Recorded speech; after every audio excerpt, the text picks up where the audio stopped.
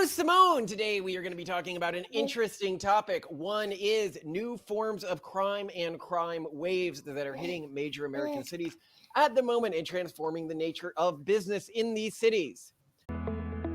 If you could walk into a store, grab what you want, and just go, what would shopping look like?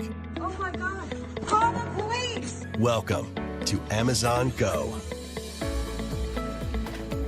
We call it Just Walk Out Technology. Piece of shit. Hope you overdose.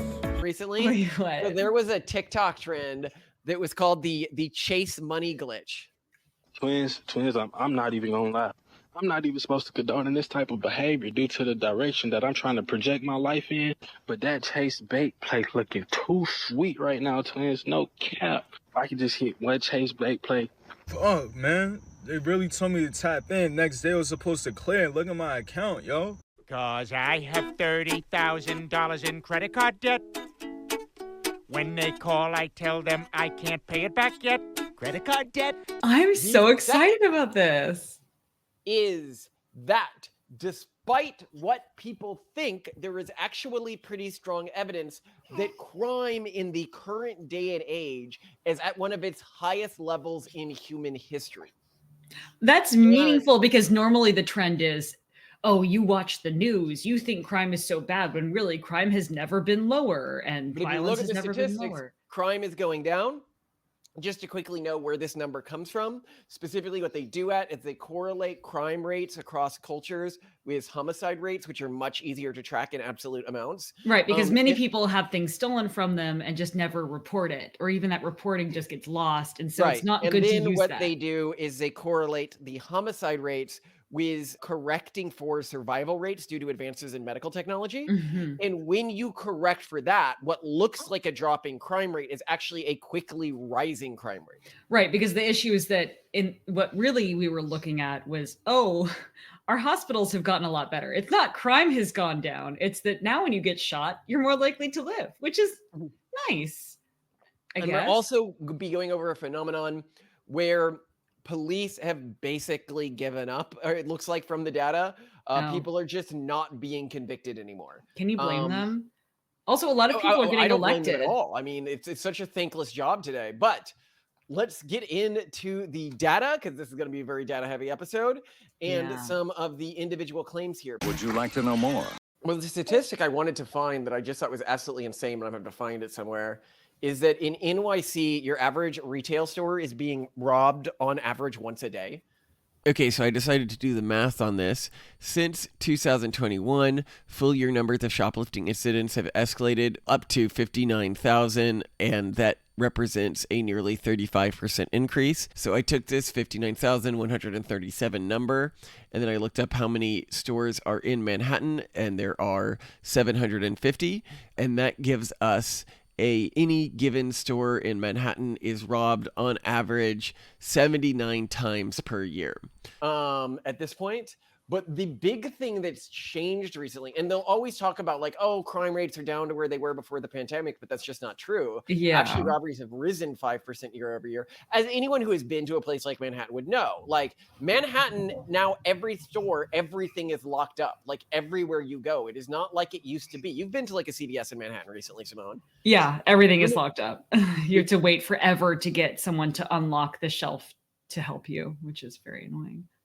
Right. And that now new forms of crime, because it's so easy to rob people, have started. Where one form of crime started where because the New York had these outdoor seating areas for the restaurants during COVID that weren't really part of a restaurant, people would just go up and rob everyone who was sitting at them, you know, do a stick up, ask for their wallets, their phones, everything like that.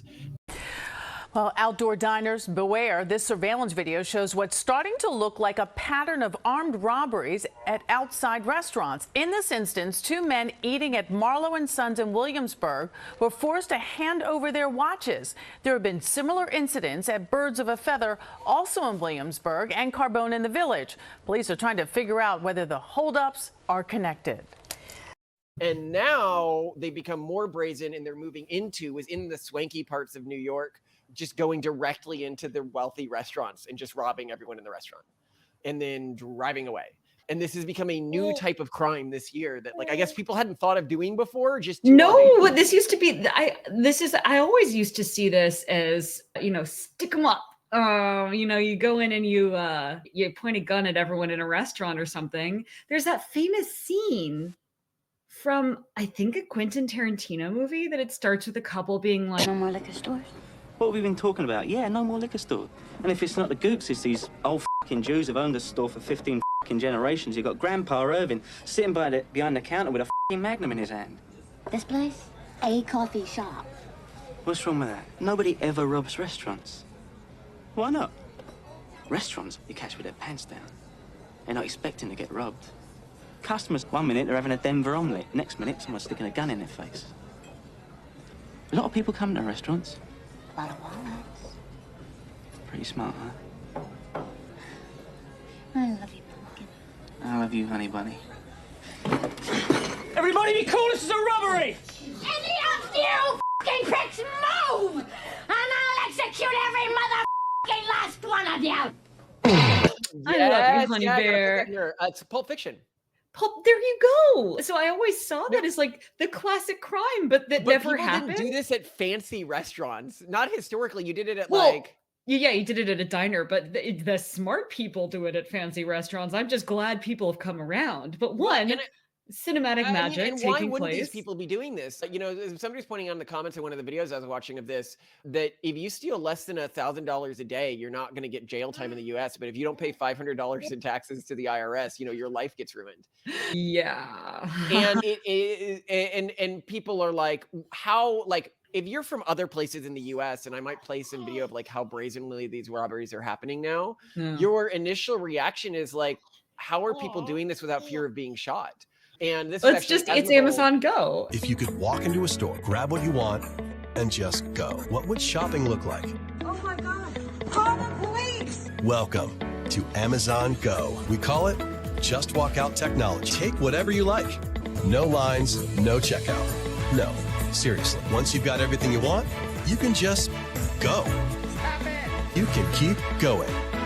Amazon Go. Be back tomorrow? Yeah? Tomorrow morning? Tomorrow morning. It's what that internet historian segment. Amazon Go videos. You just grab it and go. But that's different. So robbing stores is one thing, because most stores have a policy that says the employees can get fired for intervening with a robbery. Yeah, for insurance reasons. So in other words, because these larger corporations have insurance policies that basically won't pay out properly if employees intervene, because that can increase liability even more. They have these policies where you can't intervene, which is really hard for employees, because they may, like, for the first like once a day it's fine, but then when the same person comes in the 15th time and steals another pair of Lululemon leggings, are you going and we're going to talk about this, because it is actually a very small number of people just doing it over and over and over again. And again, why wouldn't they? There is very little punishment, and they're being incentivized to do it effectively. They're being rewarded every time they do it because they get the thing and they don't get caught. Well, they don't get apprehended. So Asmongold, do you know who he is, right? No. He's one of the most famous talk YouTubers. Fantastic guy. I really love his content. Nice. Where he'll watch other people's videos. I can't wait till he does one of ours. And he was doing one on this crime spree, and he was confused as to how people thought they could get away with this without getting shot, right? And because New York is a concealed carry state. It's a super liberal state, so who's doing it? Learned, is it's concealed carry, yes, but it's basically impossible to get a concealed carry license. So you have to do 16 hours of courses. And one person was talking about how they had done the 16 hours of courses, but they were still denied the concealed carry license because they were, quote unquote, a 25-year-old male and able to defend themselves without being. You go to the office, they look you up and down, they're like, you could cut a bitch. You don't need. No, but hold on, this is insane, because one, it's but what if the criminal has a gun? First of all, are they supposed to jujitsu somebody with a gun? And then two, yes, Malcolm. We know what happens in New York if you they're basically saying, no, just beat them to death. And it's like, oh, yeah, well, but I mean, we if you're a don't white have man, to you just stand on their be- neck and they die or something. Isn't that how white people kill people? I don't know. No, so there was the incident of the guy who was going around trying to kill people, that guy in the subway station, when the Threatening guy to kill ended up people. beating him to death. And then they're like, oh, well, I know we said that you're supposed to do this, but he was black and you were white, and that makes him a protected class. So, you know, to jail for life with you. It's absolutely insane how little incentive there is to not do this. And there's another crazy thing that's going on in New York right now, which is an increase in assaults due to TikTok. And I'll put an article on screen here about this, but there is a punching TikToks are now pretty popular. I was literally just walking and a man came up and punched me in the face. Stories from New York City women going viral on TikTok. I literally just got punched by some man on the sidewalk. Their videos detailing how they're allegedly getting punched in the face completely unprovoked. Several women have posted these videos describing similar allegations in just the last week. Hallie Kate posted about an assault on Monday. She says she had to be treated at a local medical facility for injuries to the left side of her face. Oh my God, it hurts so bad. I can't even talk. Olivia Brand posting updates on her own experience earlier this month after commenters on TikTok started connecting the two cases. And like adding me and saying like, look, this girl went through something similar. Elio Wagner says she was punched in the face by someone she didn't know last September. Broken down by week, misdemeanor assaults are up 10% compared to the same period last year. What else are we hearing about this one suspect that is in custody tonight? Skyboki Store. He actually is a bit of a fringe political figure, ran for mayor of New York City back in 2021, and he has now been charged with this assault for one of these cases. Oh, this whole thing. I mean, this comes up as a thing in the news every now and then where there's like the whatever game where supposedly impressionable teenagers are being convinced to go out and punch people and then post it on TikTok. But I don't doubt that it happens. In fact, there's currently a lawsuit against TikTok taking place for a very different dangerous game in which it's called the choking game. You know, you can imagine the asphyxiation game at play here, where one 10-year-old girl actually died doing it, of course, and the parent is trying. Choking game? What is this? Where it shows you how to engage in Choke auto yourself? asphyxiation. Yeah. And it's just Okay. like, do it. It's on TikTok, so it's fun. So a 10-year-old girl did it. I mean, thousands of people did it. She died doing it. The mother is trying to sue TikTok for serving an algorithm that gave that to her, which is like it's a difficult like legal thing to litigate. But I mean, who knows, right? But still, I love like how they'll like take down slightly conservative content, but they won't take down content showing kids how to off themselves. I mean, like it is wild how bad the censorship is these days. But yeah. Simone, to go further, okay? Yes. Before we go further here, if you're So if we go to coming New this York you're and we like- go to a fancy restaurant, someone's gonna stick us up. Then we're gonna go outside. And some kid on TikTok's gonna punch us and then run away. right? That's life in New York right now. I mean, we're Yeah. about to go to DC, so buckle up. Now, if you're going into this and you're like, well, but Black Lives Matter told me that black people want less cops, so this is probably all a good thing. You know, there's that whole... fewer cops. If you can count it, it's fewer. If it's something like a mass where it's not countable, like water, then it's less.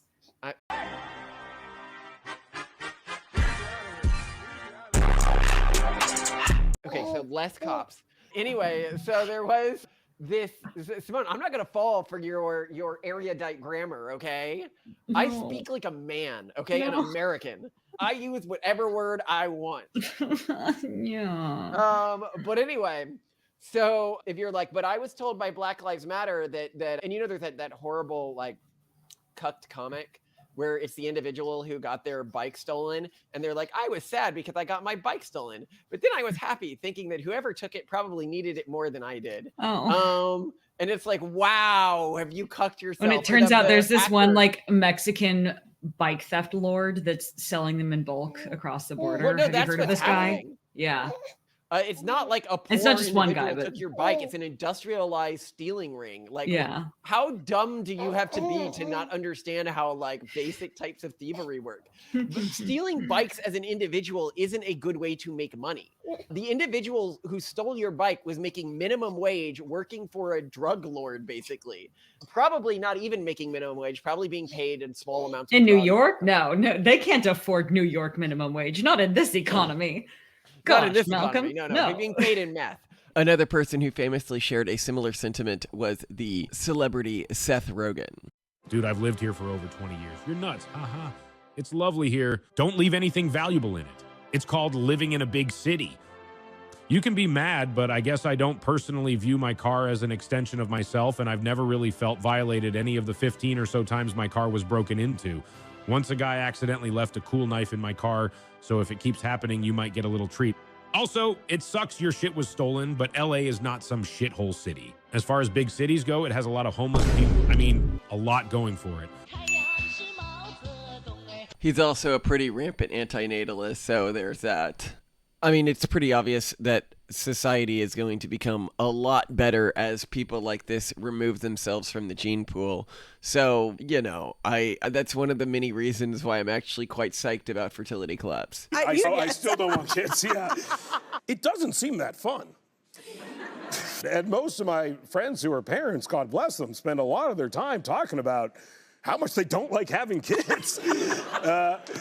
And what me and my wife spend a lot of time talking about is how much fun stuff we can do because we don't have kids. I think that's actually pretty rad, though, because it's like that's not everybody's dream, is to do that. And a lot of people, I just think it's important you say that. But you don't need kids. There's so many kids. I know, and that's the thing, too. Yeah.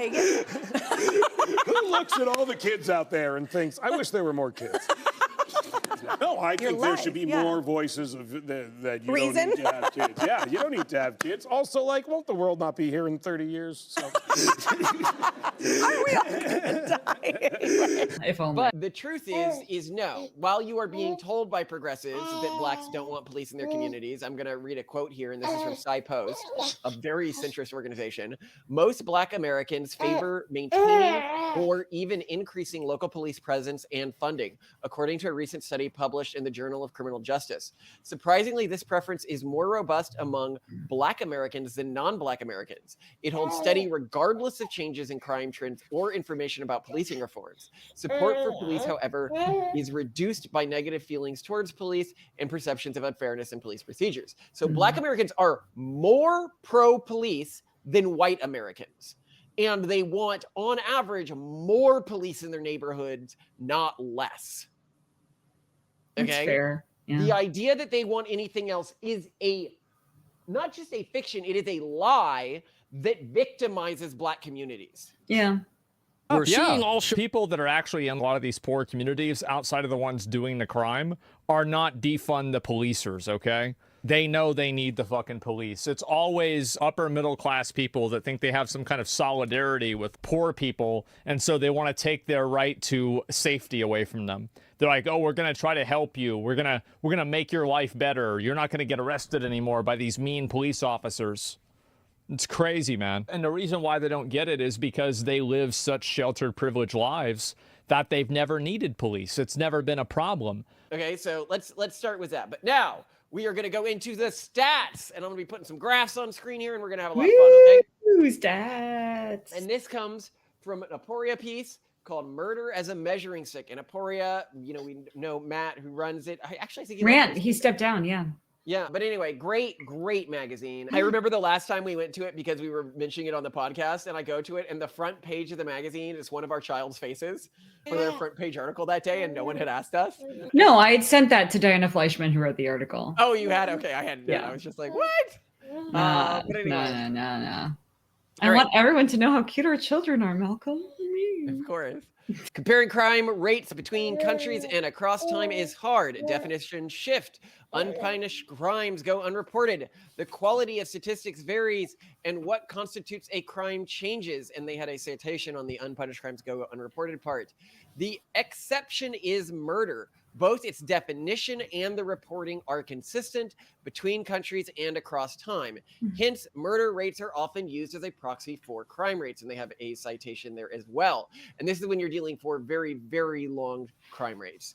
And right here is a visualization from 1909 to 2023 of murder rates.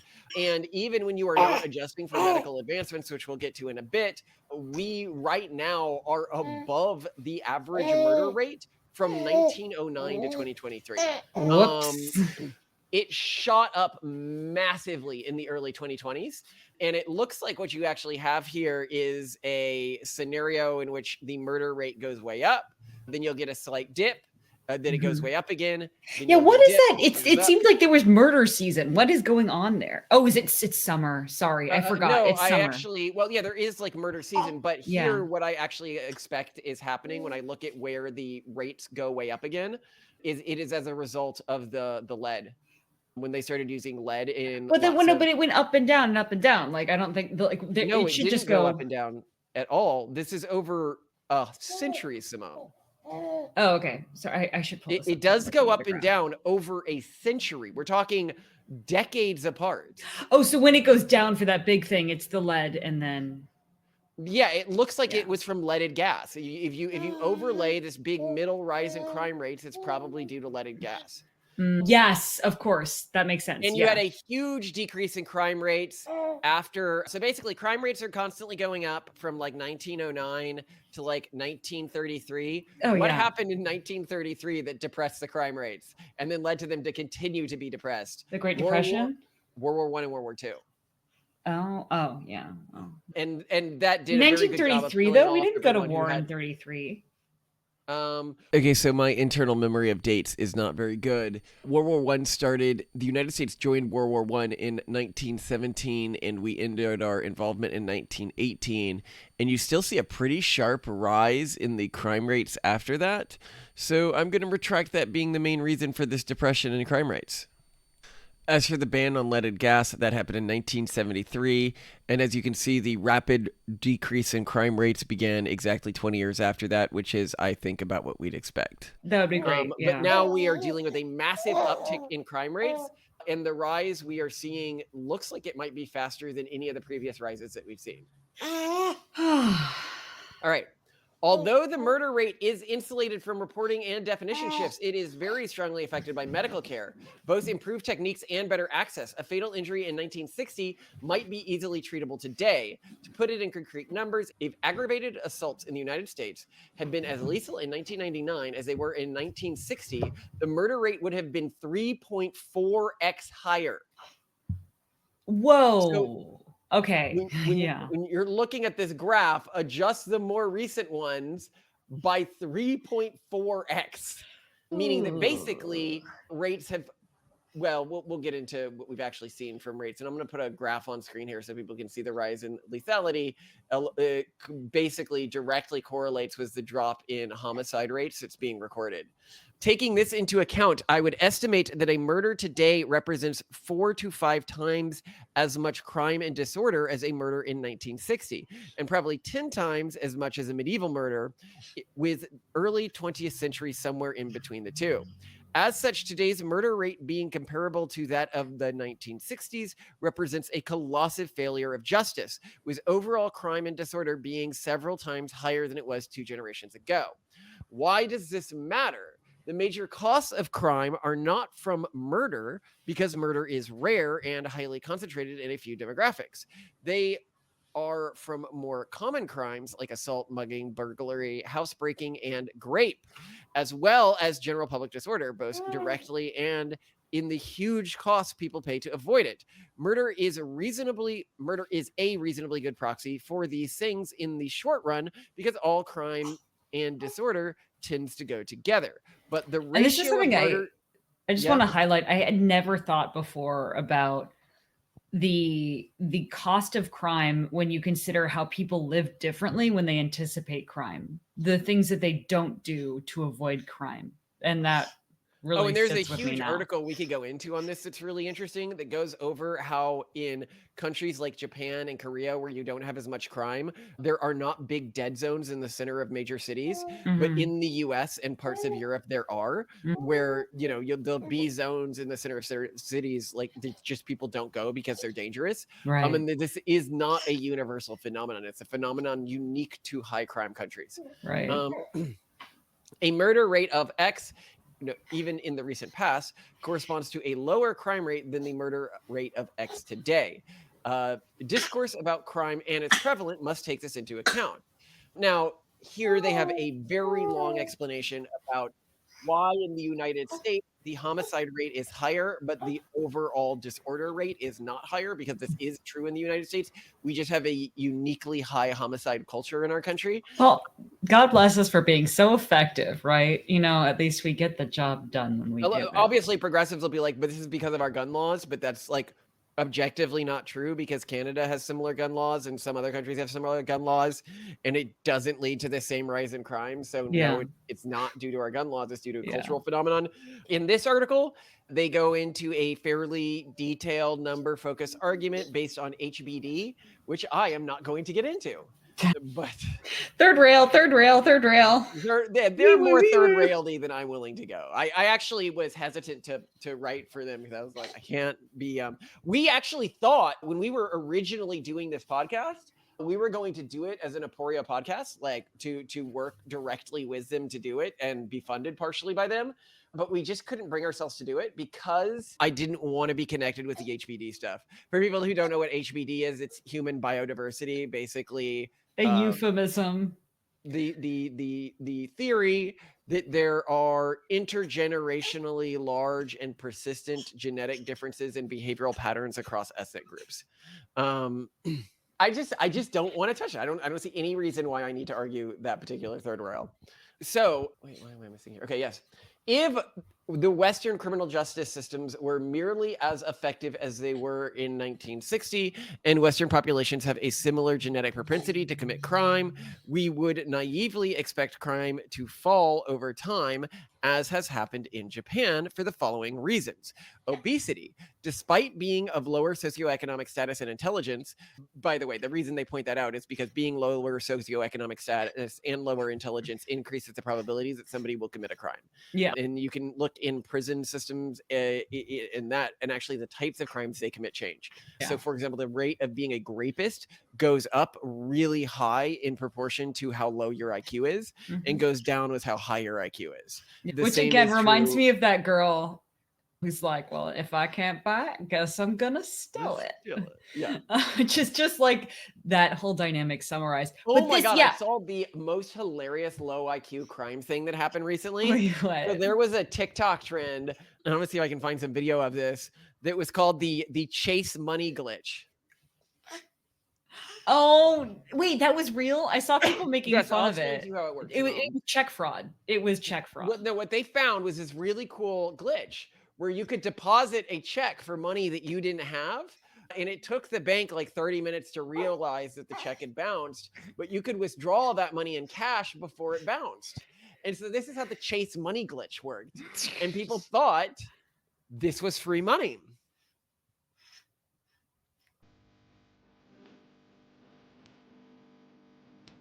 Half of these have to be. They will use these. There's no way. There's no way, guys. Twins, I'm not even gonna lie. I'm not even supposed to condone this type of behavior due to the direction that I'm trying to project my life in.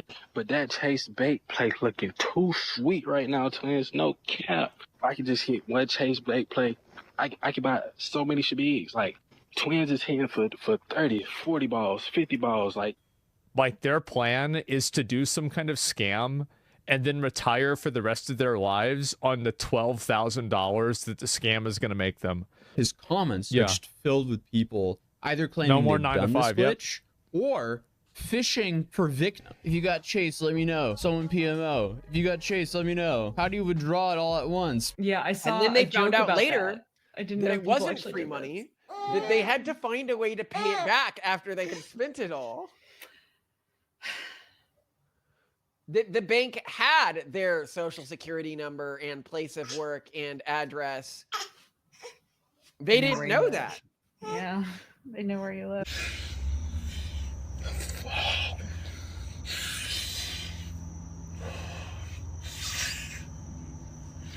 Fuck, man. They really told me to tap in. Next day I was supposed to clear and look at my account, yo.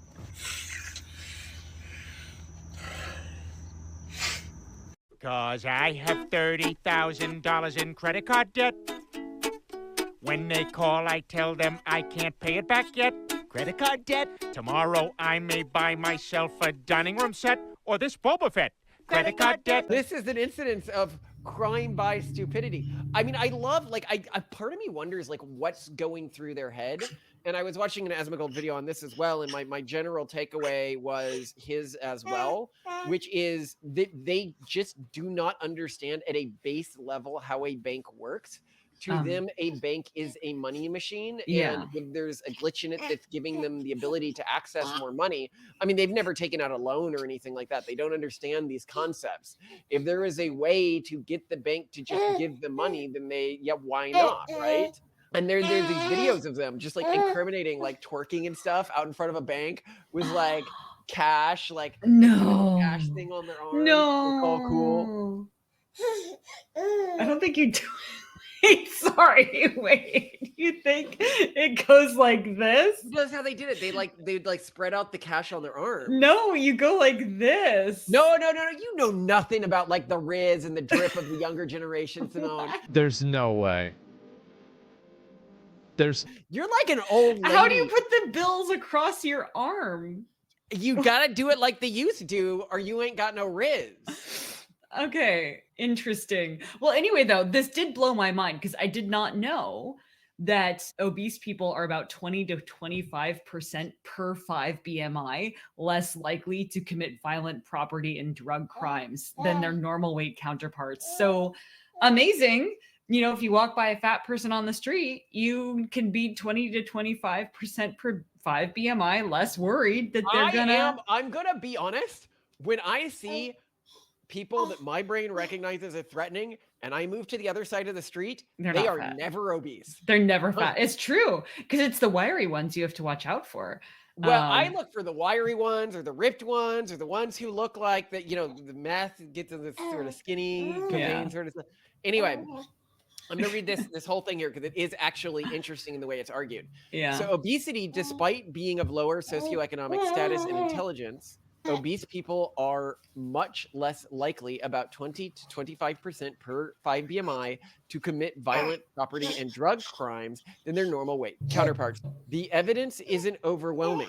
You can't do an RCT, but there are plausible reasons, such as lower testosterone and the physical difficulty of committing crimes. So let's note the lower testosterone here, because a lot of people don't know this. As obesity goes up, your testosterone production decreases, and testosterone production is directly correlated with a person's likelihood of committing a crime. Over the past 40 years, average BMI among young adults 18 to 25 increased by 4.5 points in the United States. Without this, it's reasonable to assume that crime rates would have increased further. That is fascinating. That is really the other fascinating. thing increase is wealth. In the 21st century, Western societies are vastly wealthier than their 1950s counterparts. To the extent that wealth causally reduces crime, we would expect crime to drop. And then, and this is the big one here. Sorry, did you have something to say before I go further? No, keep going. I love this article. It's super interesting. Forensic technology and surveillance. In the 21st century, surveillance is ubiquitous, and we have DNA evidence, GPS data, and numerous other modern forensic tools. It should be much harder to get away with crimes today than it was in 1960.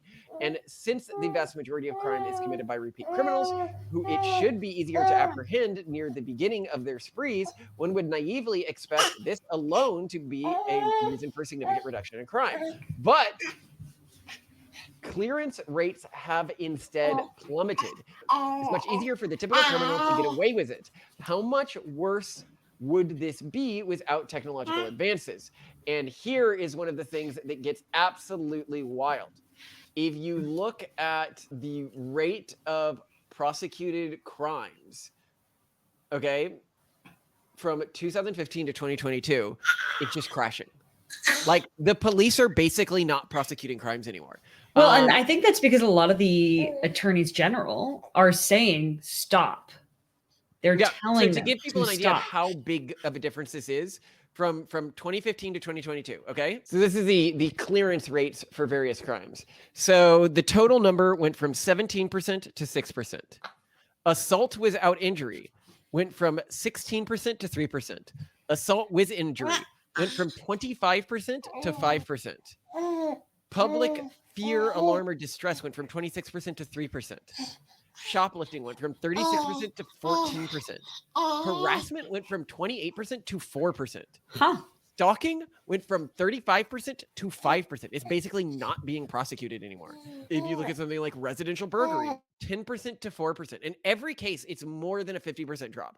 But in many cases, you're talking about like an 80 to 90% drop. Well, and we had this realization when a crime was committed against our business at one point, and 2 years ago, and it was a pretty big deal, and we went to all the authorities to try to prosecute it. And it was it was super clearly documented. We could tell them who did it. We had the name of the person. We had their ID. This is we had, everything. We're we had their bank details. Yeah. And nothing happened. Couldn't get a single response.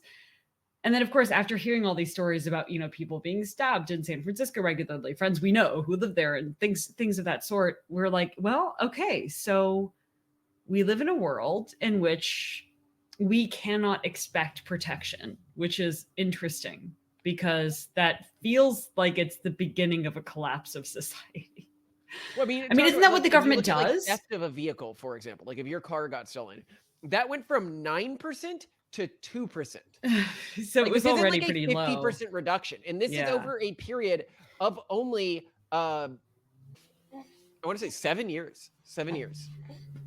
It's like the mods are asleep, and we haven't realized fully that they've gone into sleep. So society still kind of works, but soon more and more people are going to start exploiting this. It makes me nervous. It does make me very nervous. Actually, I really liked it in the Asmongold video where he was comparing what was happening at these restaurants. He goes, well, back in WoW, when you want a level, you would go to, outside the raid bosses because there weren't the big bads there, and you could just farm XP. And he goes, and that's what these people are doing. They're just going out and farming XP on low level. People are like, oh, they're not doing it in the dangerous areas. And he's like, yeah, of course. Like you're not gonna they don't want to be in danger. A dangerous area. You're gonna farm where you can get the max XP for minimum danger. Safe, and it smells good, and everyone is dressed nicely. Right.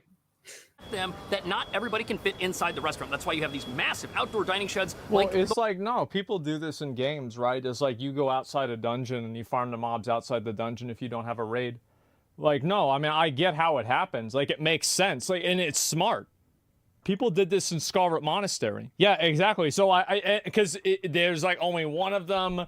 They're not as high level, that you don't have to go inside there. Yeah, no, of course. Try to steal $2,000. And if you can steal $2,000, you're going to try to steal $5,000. Like, duh.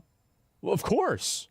You're leveling up. Well, yeah. I mean, if I was a criminal, I'd be like, bro, like, new patch. We got a buff. Like, let's go. Let's start farming. All right. So, and this gets interesting as well. So another reason the rate should be dropping, if you're just looking at broader statistics, is aging. Every developed country has gotten significantly older since the middle of the 20th century. That's true, yeah. Of the age crime curve, the vast majority of crime is committed by young men. Yeah. This would be expected to drive crime down. And I'm going to put a graph on screen here. It is massively, massively, massively young men that commit crime. The fact that crime and disorder are several times worse today than in the 1960s in most Western societies, albeit better than the 1990s, is a sign that something is very wrong. Now, somebody might be like, ultra low crime societies don't exist, and yet they do. Modern day Singapore and Japan are justifiably admired for their extraordinarily low murder rates, 0.1 out of 100K and 0.23 out of 100K respectively. And these murder rates reflect near zero levels of crime and disorder in society at large. This has massive benefits. Blue collar property and violent crime costs around $2.6 trillion per year, about 12% of GDP in the United States. 12% of GDP in the United States is going to crime. Mind blowing. terrifying. But this doesn't account for the massive lifestyle changes that people make, which Simone was talking about earlier. In Japan and Singapore, you can go wherever you want alone at night, leave children unattended, travel however you want, no need to stick to sealed off cars, leave expensive possessions unsecure in public areas, and live anywhere you can afford with corresponding cost of living benefits. No urban cores are hollowed out by crimes. This means shorter commutes, better amenities, and more efficient use of land. But these two wealthy East Asian societies are not the only ultra-low crime societies to exist. Mid-century England had about 4 times the homicide rate of modern Japan, which, given advances in medical care, implies it had similar levels of crime and disorder. This was an average age of 34, 15 years younger than the median Japanese person today. So to understand how impressive the Middle Ages were, or like middle-aged England, right? It had similar low crime rates, but a much younger population, which should have made higher crime rates. And it's not just England. Other parts of post-war Western Europe also had extremely low levels of crime, 1950 to 1974. This, however, I think is cheesing it. The Middle Ages, okay, I see that. Actually, it's not cheesing it. Oh, actually, they both have the same explanation. War. War is very good at reducing crime rates.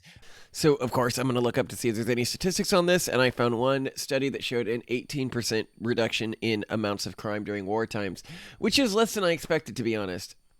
This is actually something that in the Middle Ages we see a monarchy talking about. Because right here he's like, oh yeah, post-war United States, the crime rates dropped. It's like, yeah, because everybody who has like this criminal sort of drive in them to go out and kill and mug and is ultra aggressive ends up dying in wars or getting it out of their system or turning it into a career, you know. But in the Middle Ages, there were periods where they went significant time periods without war, and people noticed that crime rates rose significantly during those periods. So are you saying our solution is just war? Should we have Hunger Games, but just for 20-something men?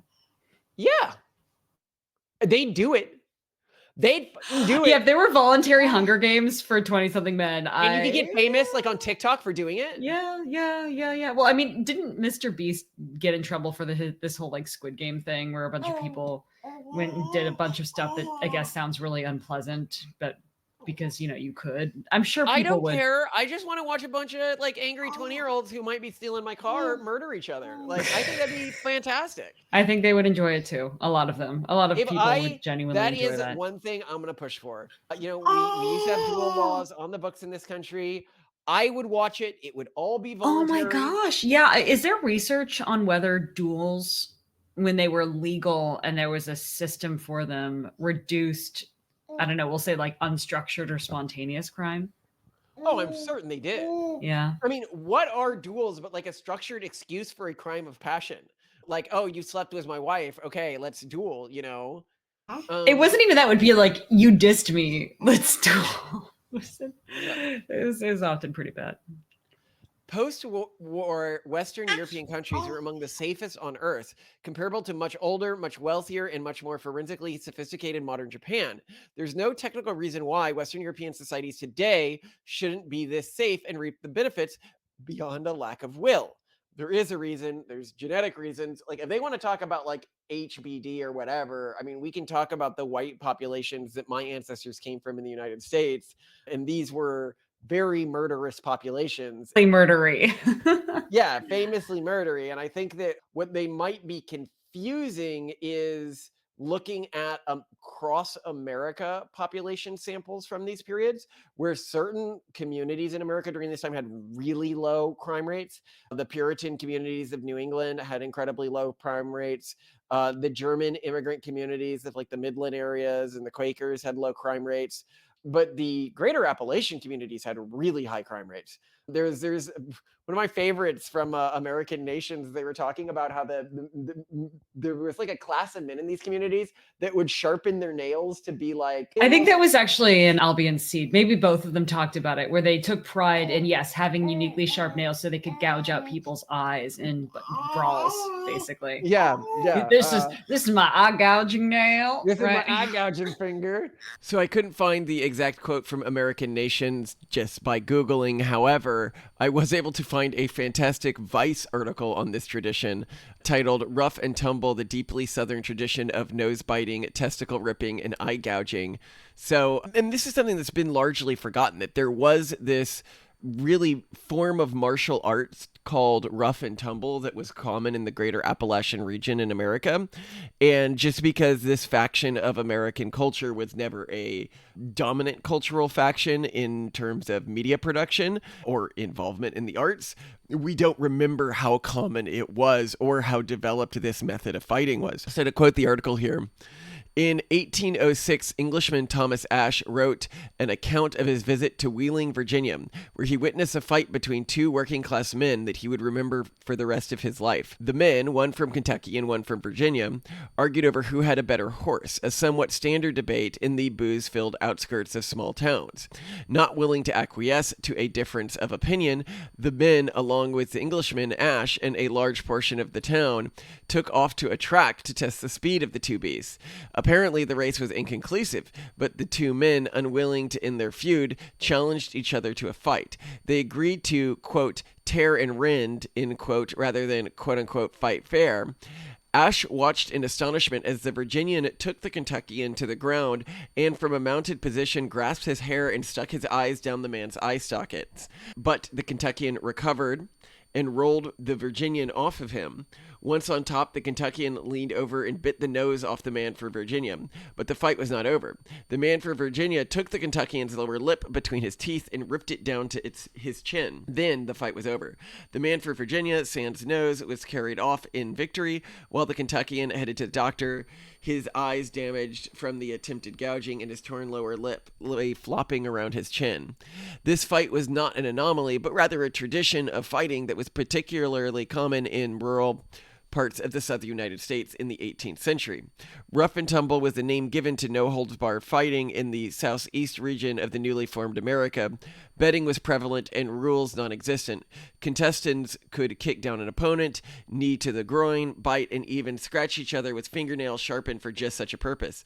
Eye gouging became the ultimate finish in rough and tumble, with men being disfigured for life. Fingernails sharpened, filed, and coated in wax, dug into an opponent's eye socket, attempting to literally rip out the eyeball and hold it aloft before a screaming crowd. And I should note that while it calls it the South, it wasn't really in the South. It was in the rural Appalachian region, which I'll put a thing on the screen here, as you can tell from the states being mentioned here. And this was common in even people you've likely heard of, like Davy Crockett, who once, quote, I kept my thumb in his eye and was just going to give it a twist and bring the peeper out like a twist, like taking a gooseberry in a spoon, end quote. The point I'm trying to make here is that I think this Aporia piece creates a narrative in which a person could come to believe that, well, medieval England was a mostly peaceful place, and so what led to America becoming as dangerous as it is today is the allowing in of immigrants or people from different ethnic or national backgrounds, where what I'm trying to point out is at least some of the groups of Americans, specifically the groups that I come from, the greater Appalachian cultural region, was settled by an extremely, extremely violent subpopulation on the outskirts of the English Empire, and has always been a level of violence that is almost incomprehensible to the dominant cultural groups that ended up creating a lot of our literature and stuff like that. Another fun thing I'd note here, and this is from a Cracked article that talks about these sorts of immigrants before they left England.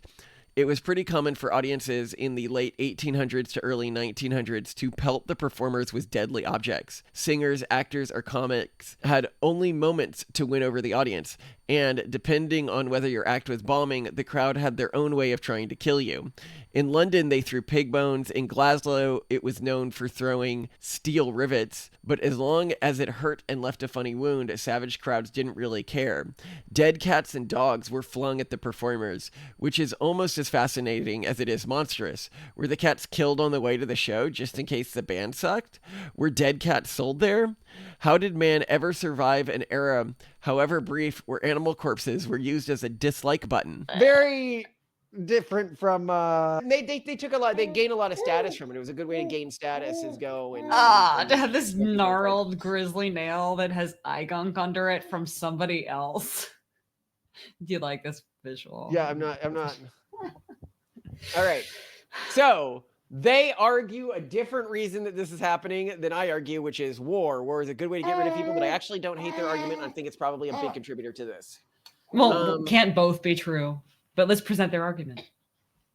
Lock them up, this starts. Fortunately, crime is an exceptionally tractable problem because the overwhelming majority of crime is committed by a tiny minority of very prolific offenders. Citation.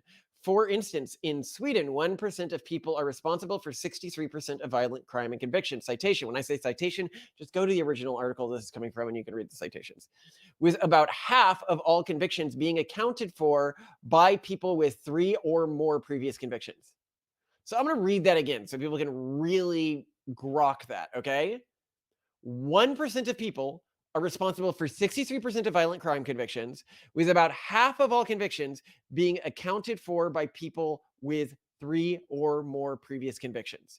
If you permanently, like the 3 strikes law, permanently locked anyone up with 3 convictions, you would reduce the number of the amount of crime by half. Or send them to Simone's mercenary penal colony. I haven't given up the dream. We'll talk about our mercenary penal colony plans in a second. You could cut violent crime in half by simply executing or imprisoning for life people with many previous offenses. The United States is similar, with more than 75% of people in U.S. prisons having 5 or more arrests. 75% of people in our prison. When people are like, our prison system is like lax, or that it's imprisoning the wrong people, this is just like factually not But this true. also makes the prospect of going to prison terrifying, because this is people who are severely messed up, or just not people willing to in follow prison, rules. 75% of them have been arrested 5 other times. Do you know how hard it is to get arrested 5 times? Well, and the problem is that's not just them doing a bad 5 times. It's them getting caught 5 times. So it's also just like, these aren't the smartest criminals. I mean, there are lots of people, especially these days. Like anyone who's getting to prison these days is, well, either they're committing, like tax fraud or something like. Right? They're not actually here of, how many prior arrests people have as a proportion of the prison population, but it is absolutely enormous. There are actually very few people in prison that have only been arrested once. And when I say very few, it looks like maybe like 3% or 2% or something from this. It is just rare to be in prison for only having been arrested once. Yeah. Well, but I think once you get arrested once, it's kind of hard to get reintegrated with society, and you're more likely to get caught for more things. But Yeah, but what the point here being is that these individuals, and also wasn't there something about the people who care for our kids have been in prison before, and we're helping them get on their feet. Like this happens. Like people help people. That's the way the world is. Well, and it goes to show that like imprisonment happens, and also the circumstances that drive people to commit crimes in some cases are genuinely out of their control, and it just sucks. Like they've been put. Well, I mean, you and I are determinists anyway. We feel like everyone's kind of stuck in their stupid place in the world's clockwork. So, yeah. Well, yeah, but that doesn't mean, as a determinist, I believe people are responsible for their actions because their actions aren't due to random stuff, but due to their genetics and who they are. And therefore, who they are deserves full punishment for anything they do. Yeah. But to go further, the same stylized fact whereby a teeny, very criminal minority commits the vast majority of crime also holds for nonviolent offenses. For instance, 327 people were responsible for a third of shoplifting arrests in New York City in 2022. 327 people, a third of shoplifting arrests. Yeah, I feel like there's a movie concept in here, the 327. They've been rearrested, these 327 people, 6,000 times. Why are they still being released? When they probably just keep like a change of clothes in prison. Like, hey, did you hold on to my toothbrush? How much man hours it takes to arrest and process a human being 6,000 times? Yeah, that is a lot of taxpayer dollars. They should just like keep a locker for them. These super criminals are well known to the police by virtue of committing so many crimes. Their guilt is not in doubt. The only obstacles to executing or permanently imprisoning them are legal and procedural. Most of these legal and procedural barriers, citation, were put in place in the 1960s and 1970s, citation, as a natural consequence of politicians and judges, citation, adopting a left-wing view of criminals as victims of society rather than the other way around. I.e., because they believe that the criminals are just people who are in hard situations and can't get out of it, which isn't factually true. These are people who have made crime intentionally their daily career. Okay? Well, and that they specifically have been incentivized to do that. They're doing that because they're positively reinforced when they do it. Yeah, if you execute it's our own who were fault. doing it, the rest of them would stop. Yeah, it's our own fault for making them into what they've become, which is even worse. You know, these could have been good people with jobs that help other people, and because of the way that we are prosecuting crimes, we have driven them to be people who hurt other people. When really, like, I think a significant proportion of these people, if not the majority of these people, would otherwise be doing stuff that helps other people. Ultimately, it's annoying. Remove these barriers and return to punishing criminals quickly, surely, and harshly with a focus on incapacitation or execution, citation, not rehabilitation, and crime can be brought quickly under control. And here they have proof of this in El Salvador. So El Salvador tried this. It stopped trying to rehabilitate criminals. Remember right here, they say El Salvador is an extraordinary recent example of this, having reduced the murder rate by 98% simply by locking up well-known gang members. El Salvador had the state capacity to do this at any time, and so do we. All it takes is the willingness to jettison pro-criminal procedural norms invented within the past 70 years. And you can look here. Are you saying that like an executive order could do this? Like, I'm just trying to figure out from a legal standpoint, because I mean, there are, laws about unfair imprisonment and stuff like that in the United States. If I was president, I feel a lot of presidents are a little hapless in the way they play the game. If, for example, we got into a Trump administration, I could figure out how to make this happen. Simone, you underestimate the tools at the disposal. No. Well, there's some like well-known ones. Like, I'm going to declare a state of emergency. We're going to call this war. I get that. I'm just wondering. There are other ones that are hugely underused. You're just thinking like a bureaucrat, because the people who have tried to solve this before have always been bureaucrats, and they haven't been ruthless people like me. You can see my video on getting addicted to chat AI bots for how I like to break systems. The easy one that the US president isn't using is his pardon power. Specifically, you just say, for example, blanket pardon on police doing certain things. Blanket pardon on certain basically, you as a president can make anything you want. Like, I will pardon. Oh, remember what nation was it? It was basically like any citizen now has the right to shoot someone who did, I can't remember what. Do you remember this? She's thinking of the Philippines and Duterte. I didn't hear her say this, so I wasn't able to say this in the recording. But yeah, the Philippines and Duterte said anyone involved with drug trafficking or drug use could be executed. For example, like during some of the like banking crisis and stuff like that, when it was obvious that the heads of the bank had just screwed over tons and tons of people, and we had no system for legally handling it, I probably would have just said, anyone who kills these guys, free pardon. Just like put out a hit, basically, and a promise. Oh God. Well, I mean, technically, with the caveat here, of course, that however they did it needed to make it a federal crime rather than a state crime, because the president cannot pardon people for state crimes. Also, it should be clear here how lucky I am to have somebody like Simone to moderate my impulses in terms of severity. One of our followers was like, they love that Malcolm always gets angry and really aggressive about things, but they also love that Simone is always talking me back from my extremist positions, as she likely would if I ever actually held office. People they may underestimate, like... Yeah, I mean, so I guess I'm trying to think. The opposition would then try... The opposition would try to impeach you. And I think that there'd be enough powerful connections at play, depending on who you're attacking. No, there wouldn't. Oh my God, it would go so bad. If it's the leaders of the banking industry?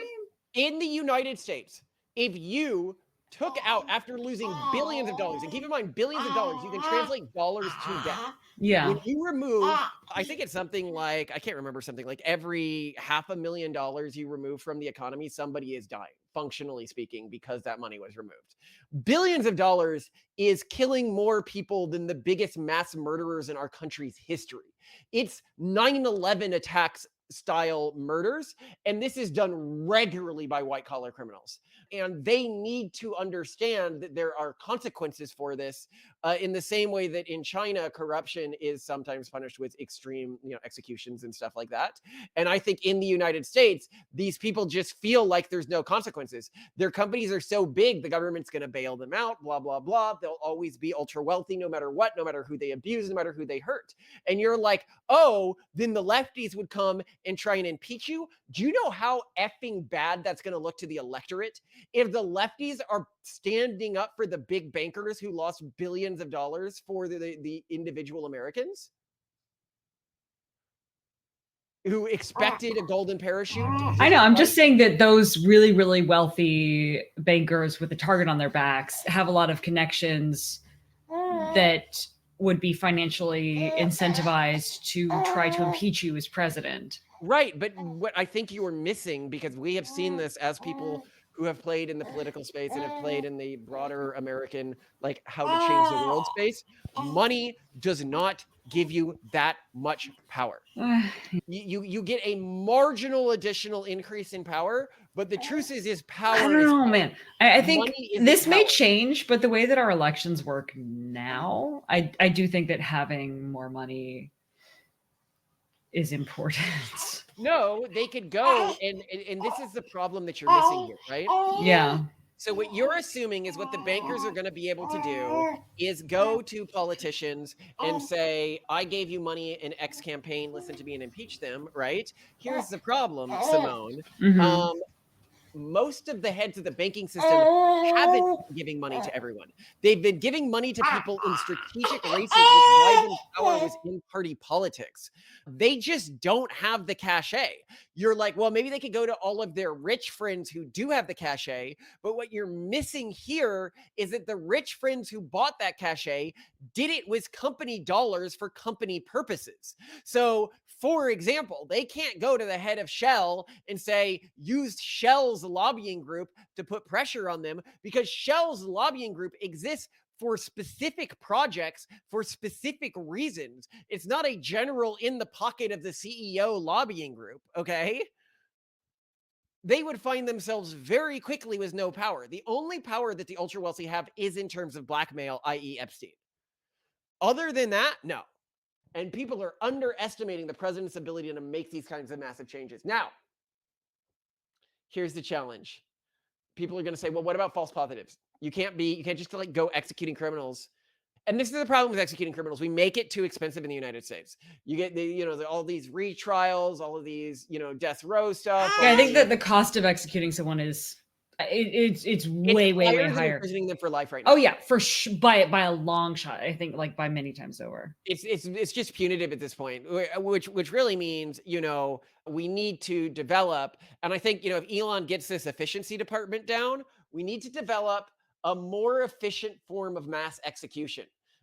For repeat criminals of violent crimes. That's what I think, and not for all crimes.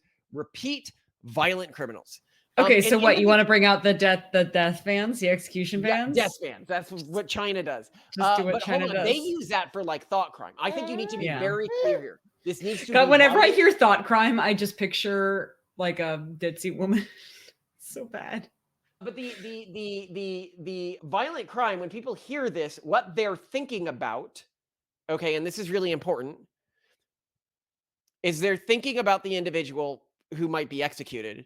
And they're not thinking about the people that individual kills or grapes or, it's easy to say, give that individual a second chance when it's not your daughter who ends up getting graped as a result of that. There was a case of this where Asmongold actually was joking about this, and he was like, it's her fault that this happened to her, where this man murdered this girl's mother, and then this girl went in with this like holier than thou attitude of like, oh, I forgive everyone, we need to learn to blah, blah, blah. the guy murders her as well. She's just dumb as a bag of bricks. And it's not just that they're dumb in a way that hurts other people. When they insist on this persistent forgiveness policy, they end up putting other people, my family at risk, my daughters at risk. Okay. And as he was saying, is it not better that they're dying for their, because it's not just naivety. What are they putting other people's lives at risk for? They're putting them at risk so they can feel like a good guy. So they can feel like they are an uncomplicated protagonist. And he's absolutely right about that. They are villainous in a way that is not as villainous as the murderers, but it is high villainous levels. The degree to which they just don't care about the damage that they are causing. They just don't care about the girls who get raped because they insist on this forgiveness mindset. For more color on the case that was being mentioned here, the case involved Travis Lewis, who murdered Sally Snowden McKay, 75, during a burglary. And then her daughters advocated for him to be released early from prison, citing her Buddhist belief system, and then gave him an employment. And he ended up murdering her after she fired him, thinking that he was stealing money from her, which he was. And people can be like, oh, you know, how great is that? Yeah, well, what if she hadn't been the one who hired him? What if it had been one of my family members? Okay? When you advocate for things like this, when you advocate for these ultra lenient policies around crime, you are an accomplice to the murders that end up happening to facilitate the masturbation of your ego. Or for example, this is why, you know, if somebody has like actually assaulted you, it's important to report this, because by the time it gets reported, they've already done it to 5 other people on average right now. These people are repeat offenders. But anyway, the reason why people are afraid of this, think of the criminal, they're afraid of false positives, right? And so then it goes on to say, the most common objection to quicker, surer, harsher sentencing, and especially the death penalty, is that it will lead to more innocent men being punished. On utilitarian grounds, this might be justifiable, citation, but people tend to be suspicious of this sort of reasoning. Fortunately, however, a stricter regime does not necessarily imply more false positives for the following reasons. 1, most crime is committed by well-known prolific criminals. When dealing with someone who's already committed dozens of assaults, you're not at risk of accidentally punishing an innocent man. These people's guilt is not substantively in doubt. The fact that they are free to commit crimes to begin with is damning. Lower crime rates mean more resources can be devoted to each crime. The American system cannot afford to exhaustively investigate and prosecute more than a tiny fraction of crimes, leading to a reliance on plea bargains. If American crime rates were 4x lower, as they were 2 generations ago, we could afford to be much more careful when dealing with each individual crime. 3, lower crime rates mean fewer absolute false positives. Imagine that the Japanese justice system had 10 times the false positive rate of the American. The United States has around 50 times the murder rate of Japan. So Japan would still have only 1/2 the number of false convictions per murder per capita. As such, a quicker, surer, harsher criminal justice regime would be expected to lead to fewer false positives, not more. It may be better that 10 guilty men go free than 1 innocent man be punished, but that's why we should be tougher on crime. So, be harsher, and I do agree with this, on repeat criminals. And I would even be willing, like if I was president and I was pushing for a bill, I'd be willing to push for a bill that, or a governor, because really you have to do this at the state level, that lowered the punishment for the most severe crimes in our society, i.e. made it so that you don't get the death penalty for premeditated murder, but increase the punishment for multiple violent crimes, i.e. you do get the death penalty as soon as you've been implicated in 3 assaults. And if you did that, the reduction in crime would be astronomical. But I think with these extreme types of punishments, you, 1, have to be very clear they have to be violent crimes. Okay? And 2, you have to be very clear that they must be repeated violent crimes. But as soon as you get a repeat of violent crime, you're just going to get it over and over again. And there is really nothing you can do about these individuals. And I loved Asmongold's reaction to how to solve crime in New York. And I like this as well. One, make it easy to get the concealed carry permit in New York.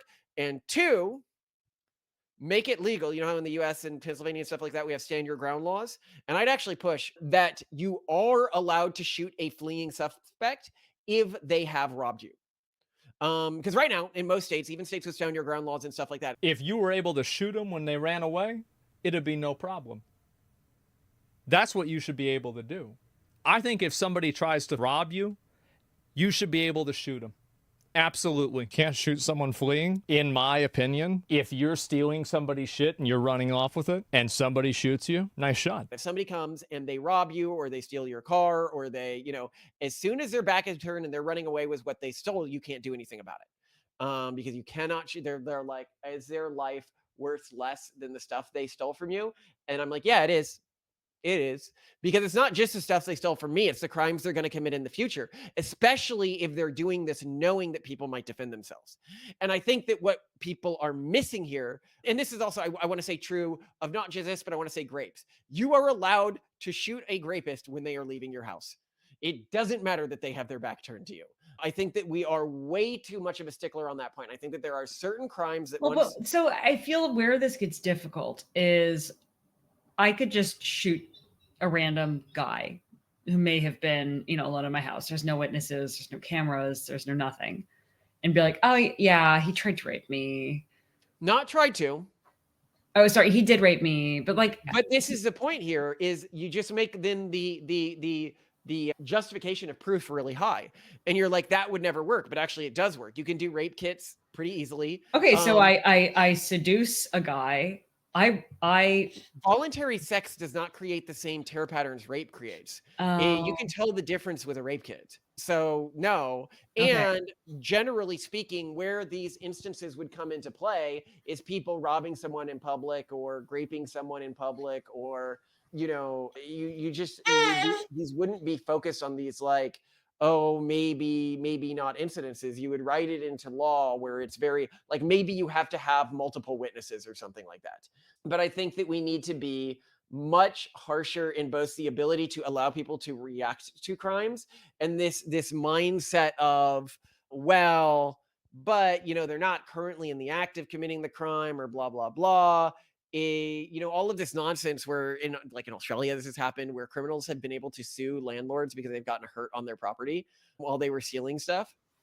Oh, well, that happens in the US too. Yeah, it's happened in some US states.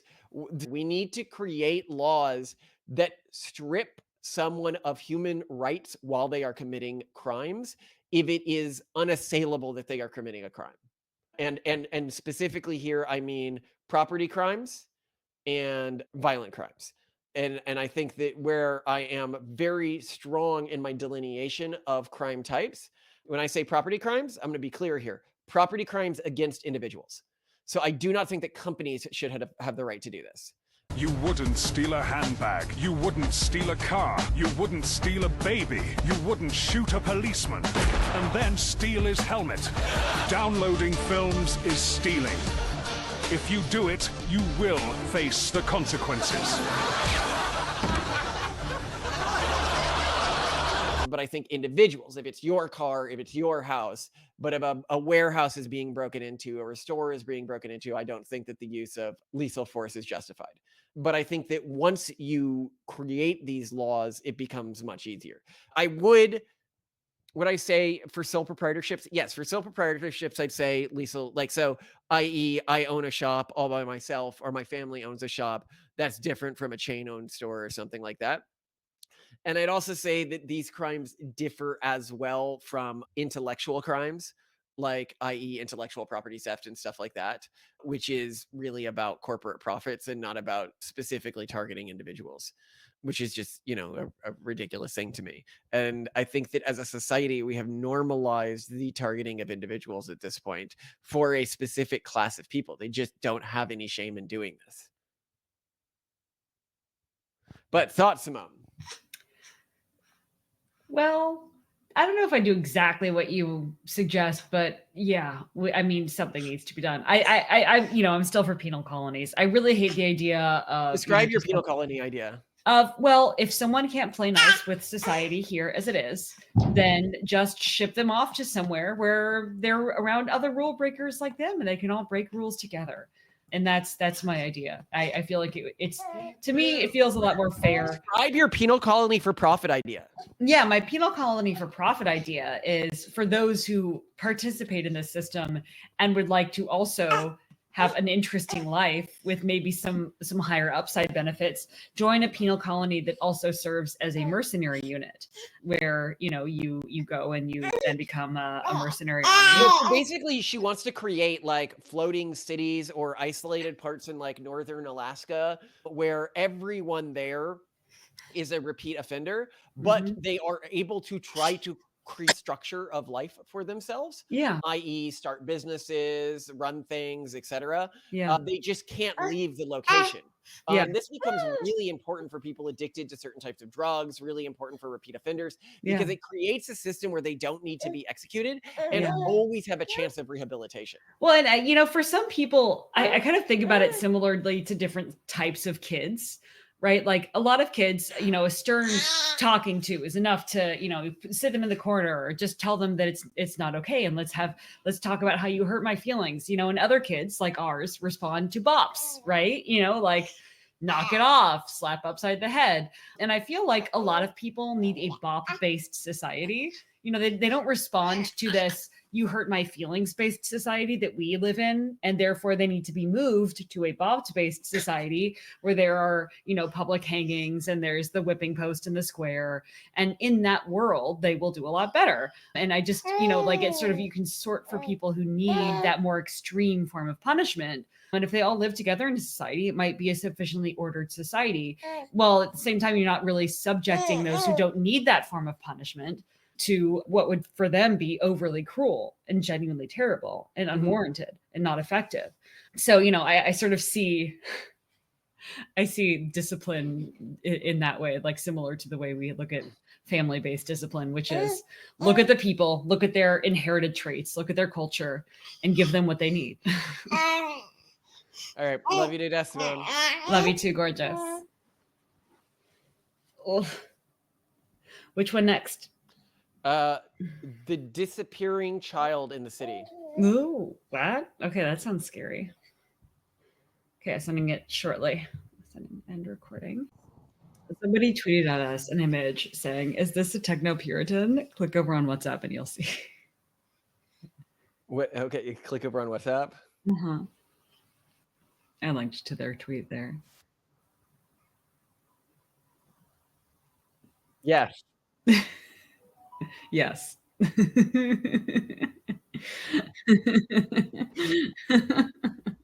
I'll put it in the episode at the end. That's a cute tweet. It is. Made me laugh. I lulled. Oh, I've got to get the notes up so we're ready to go.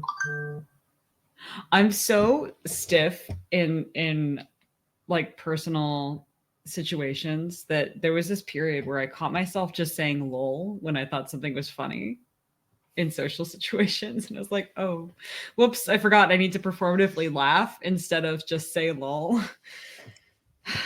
We need to practice. I need to develop better social skills. All right. All right.